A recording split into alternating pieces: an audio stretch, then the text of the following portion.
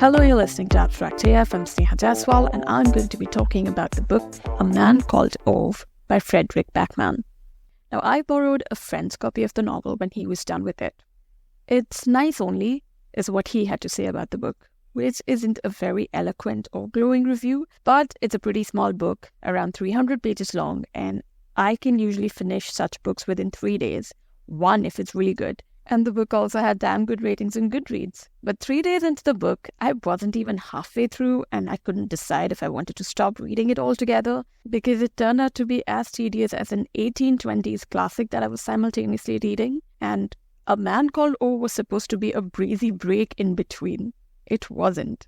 The whole plot doesn't stretch much beyond what the blurb has to offer. Ove is a grumpy, old, mean man who thinks the world is full of stupid people, but he becomes slightly less meaner when a family of new, over-friendly neighbors force their way into his life. The first few pages were definitely interesting, introducing Ove as an old cuckoo who goes around his neighborhood every morning to inspect if everything is in order.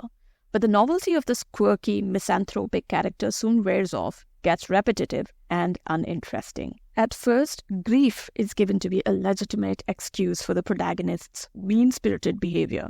He isn't interested in learning anybody's name and is excessively rude to everybody. But in flashbacks, Ove is revealed to be the same asocial lad who doesn't know how to be nice to anybody except the girl he falls in love with. Ove's meet-cute with his future wife Sonia was straight out of a classic Bollywood film, or any old romantic classic for that matter, where the man goes the extra mile just to be with the woman he likes. Sample this sentence from one of the chapters. His days pass like this, slow and methodical, and then one morning he saw her.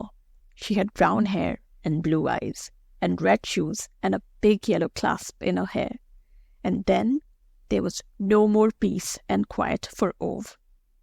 As soon as I read this sentence, my inner voice went, whoa, that's such a Bollywood line. It's romantic, it's nice, and I can see why this crabby prick to the world, but softy to his sweetheart, would seem as romantic and wholesome to many readers, but except for the determined way in which he pursues Sonia like a lovelorn puppy, Fredrik Backman, the author, doesn't shed much light on what makes the relationship click on an emotional level. These are the kind of stories that make people think maybe women can change men, and ironically enough, Ove's wife Sonia barely changes him. She just gets him to be begrudgingly tolerable to those around them.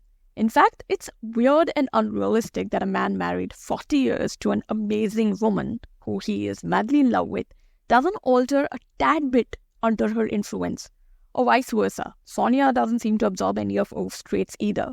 There's a possibility that Ove might just have some behavioral disorder, and if that's the case, it's weird that his teacher wife could never get him to see someone about it.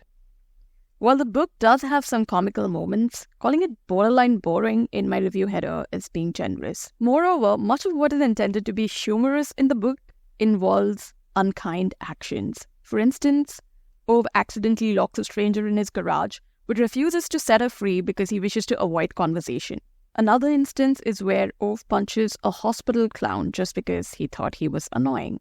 Ove's strongest redeeming quality is the fact that he used to have a lovely, friendly wife who was exceptionally kind.